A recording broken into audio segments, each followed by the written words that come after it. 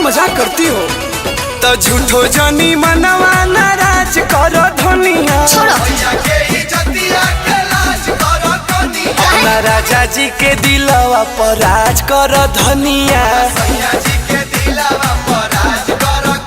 अपना सैया जी के दिलवा पर राज करो धनिया। तू ही राज कर।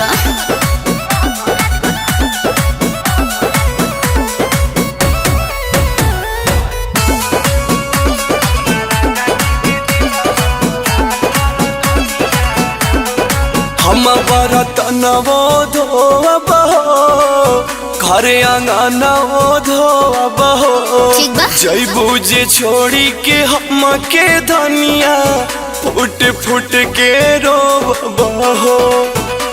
कलम छोड़ी तू तो बनम धरइला बेलनवा हो। हम तो भर भर के दुलारे रही बाबूजी के भवनवा हो। हम बाउर जनी अपन मिजाज कर धनिया। अपना सैया जी के दिलवा पर राज कर धनिया। अपना राजा जी के दिलवा पर राज करो धनिया।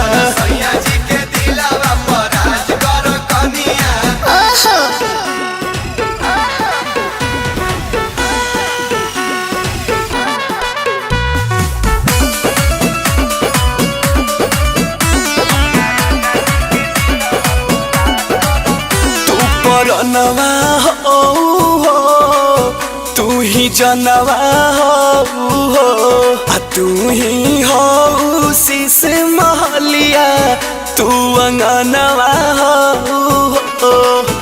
हो तो ले लो तू दहेज में गारी बोलो मुझे गुलामी करा जवन कहब करे का पड़ी राजा जी हमें भरा।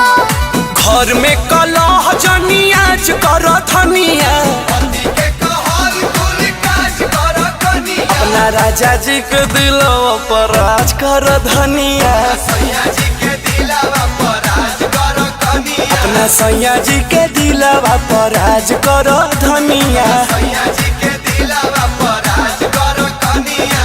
राज कर मलकिन तो है हो तो झूठो जानी मनवा नाराज कर धनिया। अपना राजा जी के दिलवा पर राज कर धनिया।